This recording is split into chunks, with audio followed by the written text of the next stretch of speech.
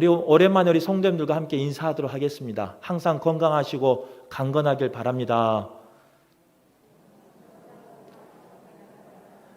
네, 이렇게 인사한 이유는요, 제가 한 이틀 동안은 새벽 예배를 못 나왔습니다. 뭐 다른 건강에 이상이 있는 것이 아니라 백신을 맞았는데 좀 후유증이 있었습니다. 1차, 2차 때도 후유증이 있어서 3차를 미뤘습니다.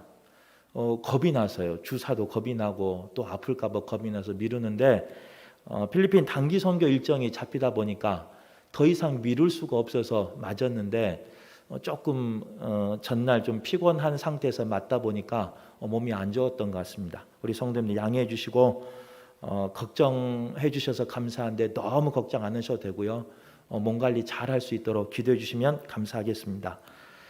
오늘 말씀은요, 기독교인들에 대해서, 결혼에 대해서, 또 독신에 대해서, 이혼에 대해서 어떻게 해야 하는가에 대해서 말씀하고 있습니다. 통계청의 통계를 따르면요, 1986년에서 96년까지 평균적으로 결혼한 쌍은 40만 쌍이 결혼을 해서 가정을 이뤘다고 합니다.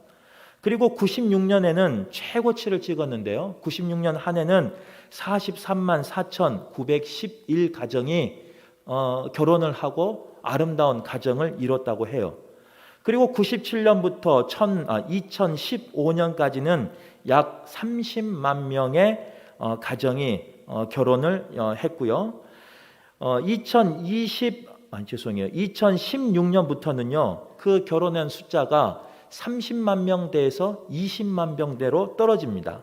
그래서 2016년부터는 20만 명의 가정이 이제 한 가정을 이루고 또 결혼을 했답니다. 그리고 심지어는 작년에는요, 이 20만 명의 쌍이 결혼하는 그 수가 깨져버렸습니다. 그래 작년에는 몇 쌍이 결혼했느냐? 19만 2,507쌍이 결혼을 했다고 해요.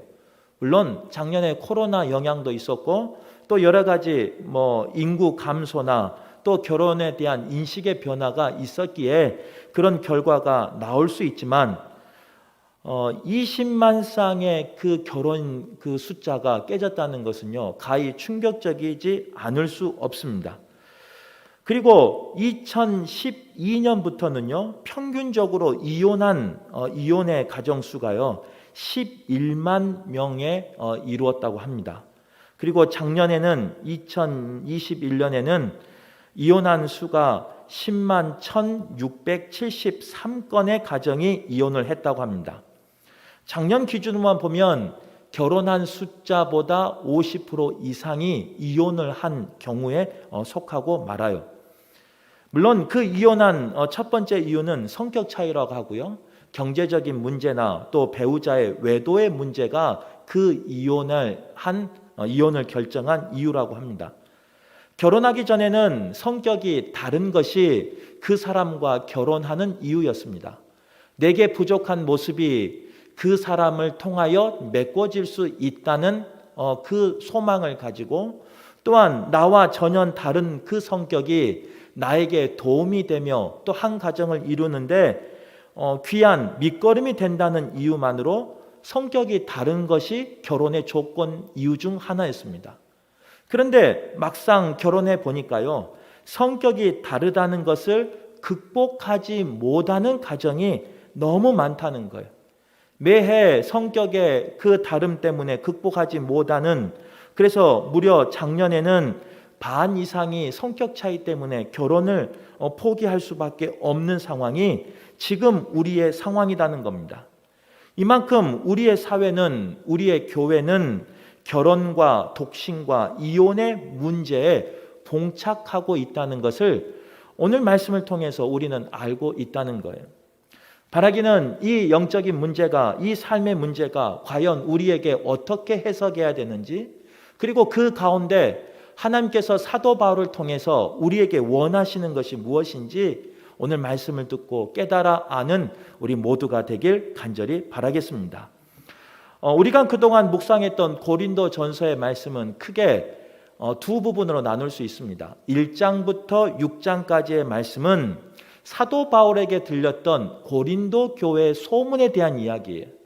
사도 바울이 들었던 고린도 교회는 어떤 교회였느냐?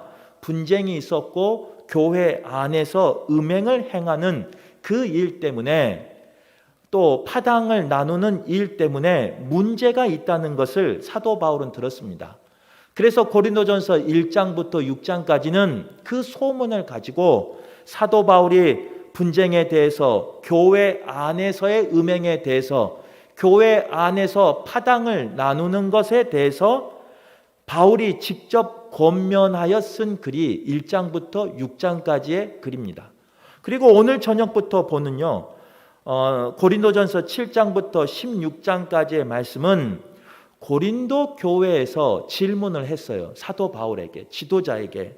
신앙생활함에 있어서 이러이러한 문제가 있는데 그 문제를 어떻게 해결하면 좋겠습니까? 라는 질문을 사도 바울에게 했다는 거예요.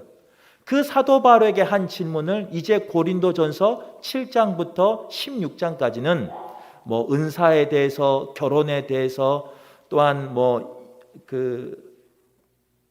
영적인 문제에 대해서, 사랑에 대해서 여러 가지를, 그 질문에 대한 답을 사도 바울이 하고 있는 걸 볼 수 있습니다. 그 중에 오늘 읽은 7장의 이 전반부의 말씀은요, 결혼과 부부 관계에 대해서 질문하고 있고, 그 결혼과 부부 관계에 대해서 사도 바울이 말씀으로 답변하고 있다는 겁니다. 사도 바울의 원칙은요, 독신으로 사는 것이 좋겠다라고 오늘 본문 1절에 기록하고 있어요. 물어봤어요. 독신으로 사는 게 좋습니까? 결혼해서 사는 게 좋습니까? 왜 이런 질문을 했냐면요, 고린도 교회는 두 부류로 나누어졌어요. 영적인 부분에서 한 부류는 육신이 악하다 생각하는 부류가 있었습니다. 그래서 육신이 하는 모든 행위는 하나님 앞에 영광 돌릴 수 없다라고 생각해서요, 결혼에 대해서 반대한 사람이 많이 있었습니다. 왜냐하면 육신의 결합을 이야기하고 있으니까. 또한 결혼해서도 금욕을 하는 것이 하나님 앞에 옳은 것으로 가르쳤던, 그리고 믿었던 사람들이 고린도 교회 성도였다는 거예요. 반대로, 이와는 반대로요, 결혼이 사람들에겐 필요하다라고 생각했던, 그리고 육신은 연약한 거기 때문에 그 육신의 약함이 영적인 것을 넘어설 수 없다라고 생각해서요, 결혼을 찬성한 사람들도 있었다는 거예요. 그래서 그들이 서로 내가 맞다, 너가 맞다 라고 주장하다 보니까요, 이 고린도 교회 성도들이 사도 바울에게 질문했던 거예요. 결혼한 것이 좋습니까? 독신으로 사는 것이 좋습니까? 라고 물어봤어요. 사도 바울의 대답은 독신으로 사는 것이 좋다라고 분명히 말하고 있습니다. 그러면 오늘 결혼한 우리 모두는 하나님 앞에 귀하게 쓰임받지 못한 사람이고 사도 바울처럼 살지 못하기 때문에 존귀한 사람이 아니냐? 그렇지 않다는 거예요. 어떤 사람은 이 본문을요, 곡해한 사람이 있는데 1절만 읽어서 곡해하는 거예요. 사도 바울은 2절 말씀에 뭐라고 기록하고 있느냐? 독신한 게 좋다. 할 수만 있으면 그렇게 해라. 그러나 조건이 있는데 음행을 이기고 음행을 피할 수 있으면 독신하라 라고 말하고 있다는 거예요. 우리 가운데 독신하여서 음란한 생각을 하지 아니하고 음행에 빠지지 아니하고 음행을 이길 수 있다면 사도 바울처럼 독신한 게 좋습니다. 또한 사도 바울처럼 독신을 통하여 사명을 받았다면 독신의 길을 선택하는 게 좋습니다. 그러나 사명이 아니고 때로는 내가 음행 가운데 자유로울 수 없다면, 피할 수 없다면 결혼을 통해서 하나님 앞에 거룩하게 나가는 것이 더 좋다. 사도 바울은 우리에게 이렇게 이야기하고 있다는 거예요. 그러면서 4절 말씀에 뭐라고 말하고 있느냐?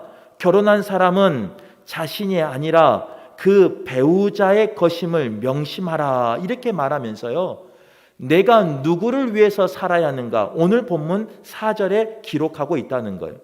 우리가 4절 말씀을 읽었지만 다시 한번 읽어보도록 하겠습니다. 결혼한 내가 누구의 뜻에 의해서 살아야 하는가? 우리 같이 읽도록 하겠습니다. 시작. 아내는 자기 몸을 주장하지 못하고 오직 그 남편이 하며 남편도 그와 같이 자기 몸을 주장하지 못하고 오직 그 아내가 하나니. 결혼한 사람의 조건은 이거예요. 우리가 음행을 이기지 못해서 또 여러 가지 이유 때문에 결혼을 했는데, 결혼을 했으면 내 몸의 주인이 내 몸을 누가 주장해야 하는지 그 결혼의 법칙을 잘 기억하라는 거예요. 사도 바울에 의하면요, 결혼한 사람의 남편의 몸의 주장은 누가 하느냐? 아내가 한다는 거예요. 아내 몸의 주장은 누가 하느냐? 남편이 한다는 거예요. 그래서 오늘 본문 3절에서 5절 말씀에는요, 부부 생활에 대해서 교훈하고 있는데, 첫 번째는요, 남편과 아내는 서로 의무를 다하라 이렇게 말하고 있습니다. 그게 3절 말씀이에요. 그런데 주체가 내가 아니라 배우자라는 것을 사도 바울은 오늘 성경 4절에서 기록하고 있다는 거예요. 내가 원할 때가 아니라 배우자가 원할 때가 그날이다 라고 말하고 있습니다. 그런데 우리는 우리의 삶 가운데 어떻게 사는가? 모든 삶의 기준을 나로 맞추고 있다는 겁니다. 모든 관계의 중심을 나에게 맞추고 있다는 거예요. 내가 감정이 상하거나 내가 오늘 기분이 나쁘거나 내가 여러 가지 일이 있으면 안 된다는 거예요. 그 모든 관계의 기준이 나로 삼기 때문에 그 부부 관계가 문제가 생기고요, 그 부부의 온전한 모습을 깨어버리는 일이 일어나고 있다는 거예요. 다른 것 말고요, 우리가 사랑하는 배우자에게 다른 것도 말고 커피 먹는 걸 한번 생각해 보세요. 커피 마시기를 원할 때가 있습니다. 오늘 괜히 오늘처럼 날씨가 좀 비가 오려고 하거나 아니면 이슬비가 가끔 내리다 보면요, 우리의 마음이 센치해질 때가 있습니다. 그러면 분위기 좋은 곳에 가서 커피 마시고 싶을 때가 있어요. 그럴 때 우리는 어떻게 하냐? 배우자에게 커피를 마시기를 원하며 나 커피 먹고 싶어, 또 커피 사줘 라고 말할 때가 있어요. 그런데 대부분의 배우자들은 우리가 연애할 땐 그러지 않아요. 연애할 때는요, 사주란 말 하기 전에 미리 사줍니다. 질릴 만큼 사줍니다. 사주라고 말하지 않을 만큼 미리 사줘버려요. 그것도 한 곳에 사준 거 아니에요. 연애하는 우리 아들, 딸들 봐보세요. 광양에서 데이트하든가요? 우리 광명에서 데이트하든가요? 아니에요. 부모들이 몰라서 그렇죠. 그 아이들은요, 저기 먼 곳에 차 타고 가서요, 좋은 커피숍이라는 커피숍은 다 다닙니다. 우리 부모님들이 그 SNS, 그러니까 인스타그램이라든가 아니면 그 페이스북이라든지 이런 것이 차단돼 있어서 부모님들은 몰라요. 하지만 친구들끼리 그 사진을 보면요, 거기는요, 좋은 커피숍은 다 다녀요. 그 돈이 어디서 나는지 모르겠는데 아무튼 사달라고 하기 전에 미리 다 사줘요. 그런 연애 시절을 거치다가 결혼을 하고 나면 변하기 시작합니다. 어떻게 변하느냐? 이제는 커피를 사달라 그래도 사주지 않아요. 여러 가지 핑계를 댑니다. 바쁘다는 핑계를 대기도 하고, 날씨가 좀 우중충하다는 그 핑계를 대기도 하고, 우중충하니까 따뜻한 커피를 마시고 싶은 건데도 불구하고 그런 핑계를 댑니다.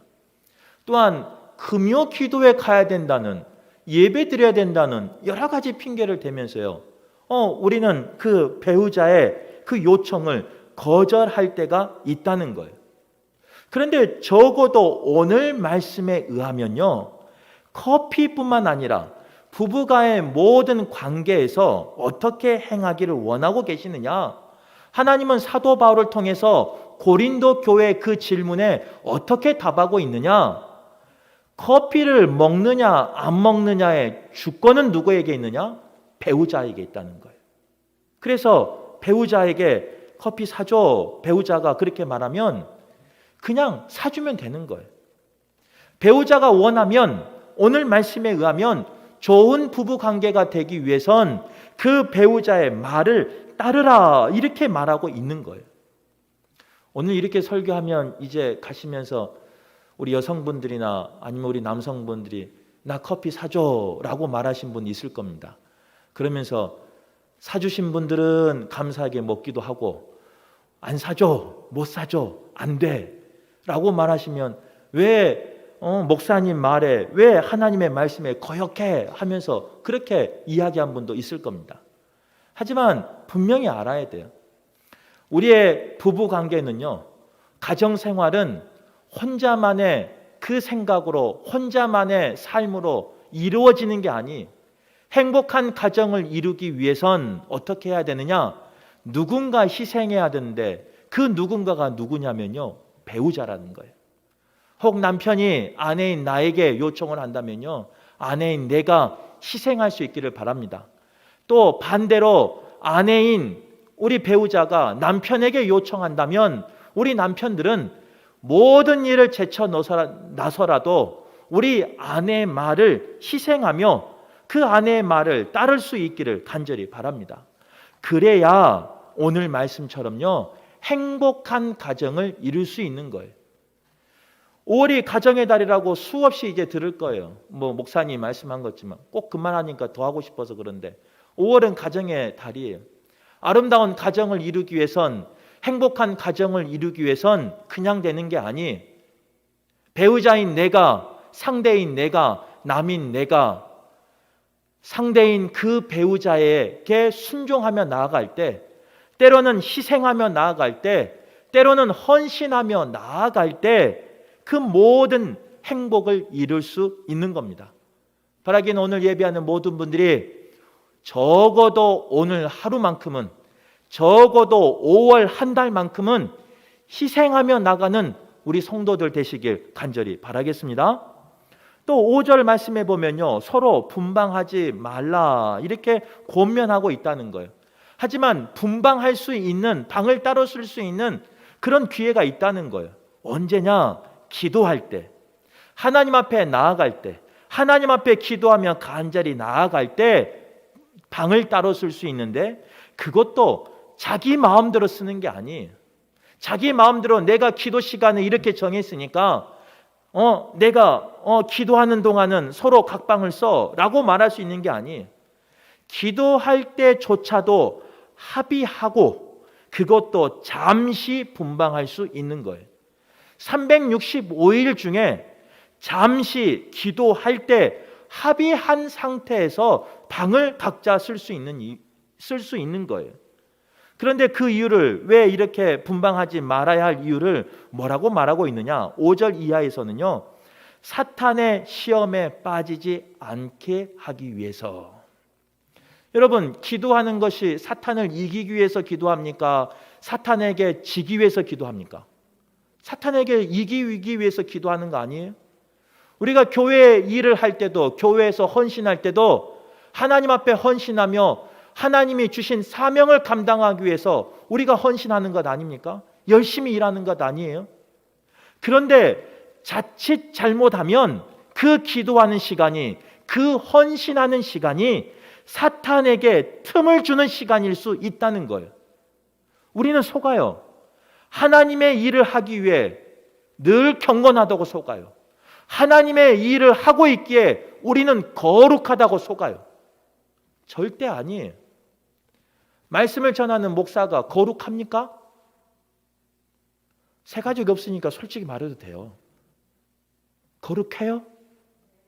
아니에요. 겉보기가 거룩하게 보이는 거죠.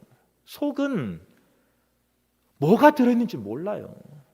제가 이 양복으로 잘 숨기고 있으니까, 제가 성격 좋은 것처럼 잘 숨기고 있으니까, 숨기니까 그게 드러나지 않아서 그렇죠.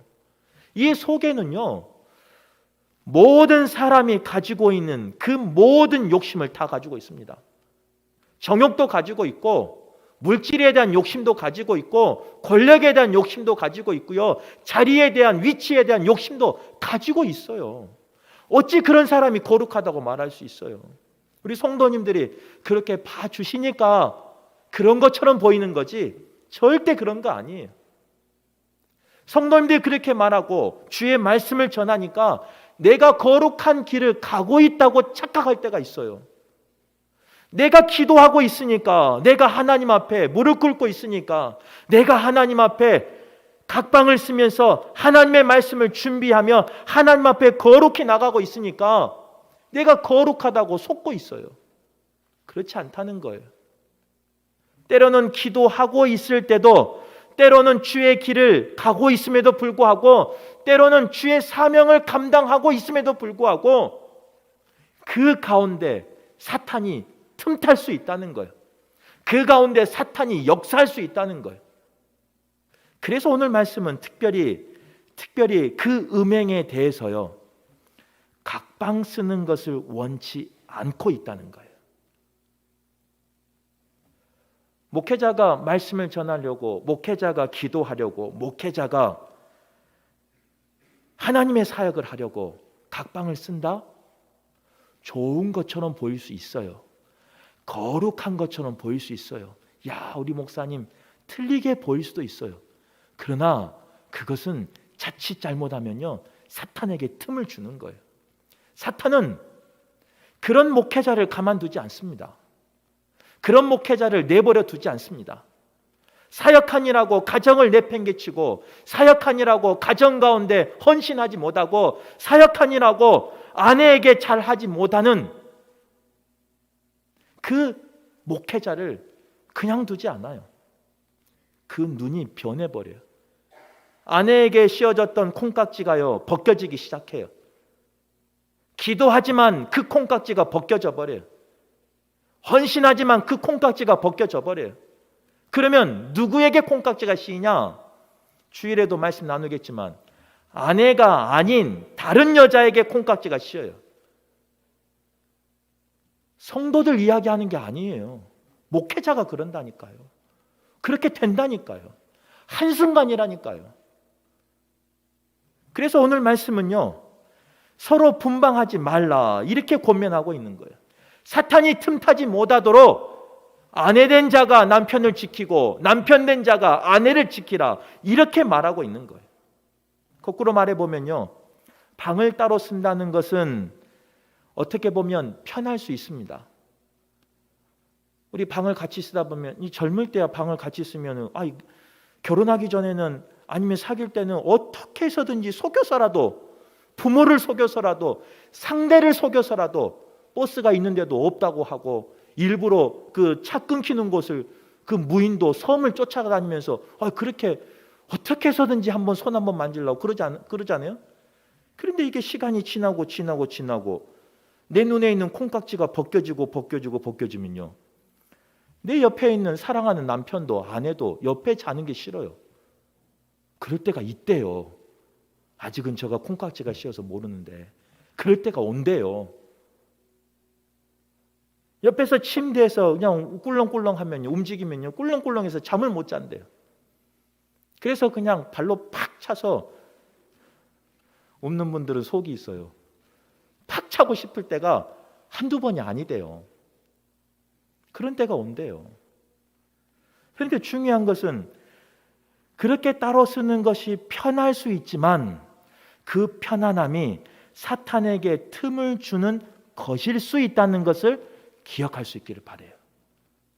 때로는 그 편안함 때문에, 때로는 그 안락함 때문에, 때로는 내 사랑하는 남편이 사탄의 시험에 빠질 수 있어요. 내 아내가 사탄의 시험에 빠질 수 있어요. 내 가정이 사탄의 시험에 빠질 수 있다는 거예요.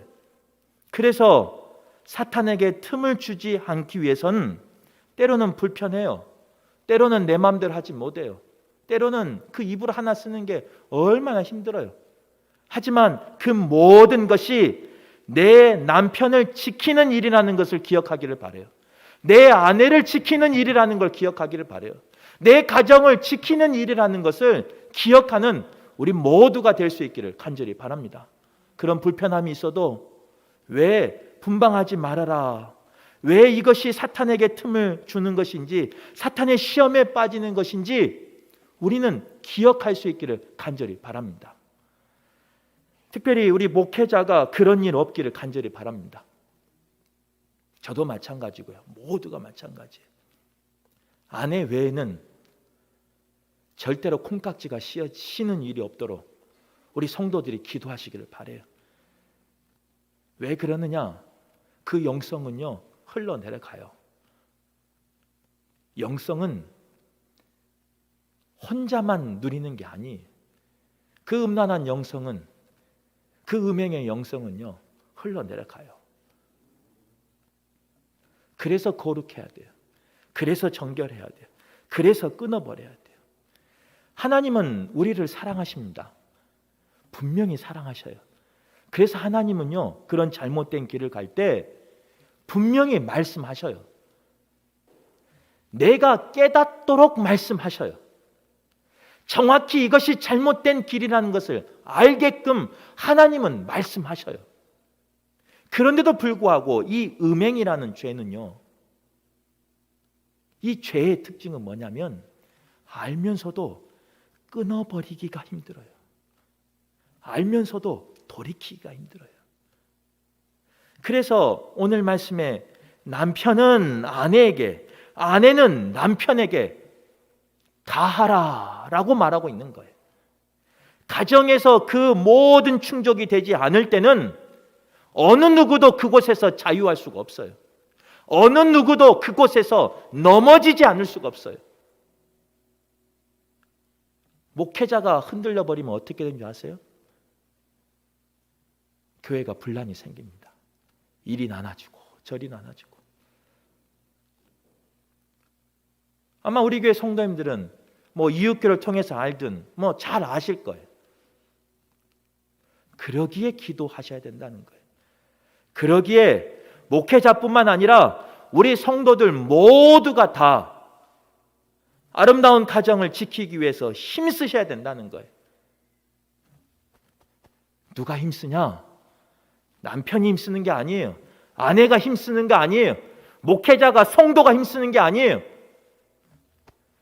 내가 힘쓰는 거예요. 내가 헌신하는 거예요. 너가 헌신하라 아니에요. 아름다운 가정을, 복된 가정을, 행복한 가정을 내 사랑하는 자녀에게 물려주기 위해선 누가 희생하느냐? 내가 희생하는 거예요. 바라기는 우리 교회가 그런 교회 되길 간절히 바라겠습니다. 오늘 이 말씀을 전하면서요, 이것을 이제 가정생활이지만 어떻게 교회 생활에 접목해 볼까? 우리 신앙 공동체 안에 어떻게 한번 말씀을 나눌까 고민했습니다. 근데 이 말씀이 생각났어요. 이제 이번 주도 제가 지금 우리 성도님 이제 당회 아직 이야기를 안 했는데요. 위임식이 있어서 출타를 하려고 지금 허락을 받으려고 하는 중입니다. 위임식 이야기를 잠깐 해볼게요. 제가 우리 성도님들과 위임식 이야기했을 때요, 위임식은 뭐라 그랬어요? 성도와 목회자 간의 결혼식이다라고 말했어요. 그런데 요즘 그 위임식이, 결혼식이 세상의 결혼식과 비슷해져 버렸어요. 많은 교회가 위임을 했음에도 불구하고, 위임을 받았음에도 불구하고 헤어지는 게 당연하게 생각하는 교회들이 너무 많다는 거예요. 위임을 했음에도 불구하고 떠나라는 교회가 너무 많고, 위임을 받았음에도 불구하고 떠나려는 목회자가 너무 많다는 거예요. 여러 가지 조건을 비교하면서 그 조건에 맞다 보니까 여기가 나에게 허락하신 가정, 영적인 가정이라고 바라보지 아니하고, 영적인 배우자로 바라보지 아니하고, 위임을 받았음에도 불구하고, 위임을 해줬음에도 불구하고 이곳저곳 기웃거리는 교회도 있고 목회자도 있다는 거예요. 영적인 음행입니다. 찬양합니다. 하나님을 감사합니다. 우리 주님은 살아계십니다. 할렐루야. 주님을 찬양합니다. 분명히 그 음행에 대해서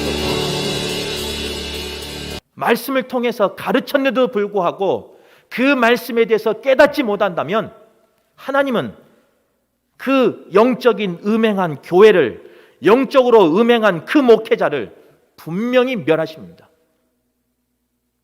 이런데도 불구하고 내 사랑하는 가정이 있음에도, 내 사랑하는 아내와 남편이 있음에도 불구하고요, 그냥 눈에 불을 켜고 이곳저곳 기웃거리면서 쫓아다니는 사람들이 있어요. 목회자 말하는 거예요. 목회자, 성도들 말하는 게 아니고. 적어도 금호교회를 목회하는 담임 목사는 그런 목회자 되지 않기를 간절히 바랍니다. 어떤 조건이 있어도, 어떤 어려움이 있어도 우리가 결혼할 때 뭐라고 써야 해요? 우리가 결혼할 때 아프면 떠나겠다, 나를 슬프게 하면 떠나겠다, 나를 핥히면 떠나겠다, 그렇게 서약합니까? 그렇지 않아요. 검은 머리가 팥뿌리가 되어도 기쁘나 즐거우나 슬프나 외로우나 괴로우나 평생 함께 하겠다, 우리가 서약하며 우리가 약속하는 거 아니겠습니까? 우리 교회가 그런 교회가 되기를 바라고, 우리 교회만 그런 교회 돼서는 안 돼요. 세상에 많은 교회들이 있는데 저는 그런 교회가, 많은 교회가 그 약속을 지키는 교회 되기를 바라고, 목회자 되기를 바랍니다. 그러기 위해서는 누가 희생해야 되느냐? 어떤 교회는 그런다네요. 성도들은 목사님이 희생해야죠. 맞는 말이에요? 틀린 말이에요? 맞는 말이에요. 목사가 희생해야죠. 어떤 목사님은 또 그런다네요. 속도 모르고 성도들이 희생해야죠. 교회가 희생해야죠. 자기 아들이면 그렇게 하겠냐고. 목사님이 그런 목사님도 계신다네요. 맞는 말이에요? 틀린 말이에요? 누구 입장에서 맞는 말일 수 있죠. 그거는 세상 교회, 세상 사람들이 하는 이치예요. 그거는 세상 사람 누구나 할 수 있는 거예요. 오늘 말씀에 적어도 오늘 말씀을 영적으로 해석해서 우리에게 적용하다면 그 아름다운 부부 관계를, 하나님 주신 그 아름다운 가정을 지키기 위해선 누가 희생해야 되느냐? 나라는 거예요. 목회자도 아니고 성도도 아니고 너도 아니고 니도 아니고 나라는 거예요. 부디 오늘 말씀이 나에게 주신 복된 말씀이길 간절히 바랍니다. 그래서 오늘 계신 우리 성도님들, 나 자신의 희생을 통해서, 목회자인 저 자신의 희생을 통해서 우리 교회가 아름다운 가정을 이루고 더 나아가 하나님 앞에 자랑이 되는 교회 되기를 간절히 바라겠습니다. 마지막 때 꼭 그렇게 쓰임받는 우리 교회가 되길 간절히 바라겠습니다.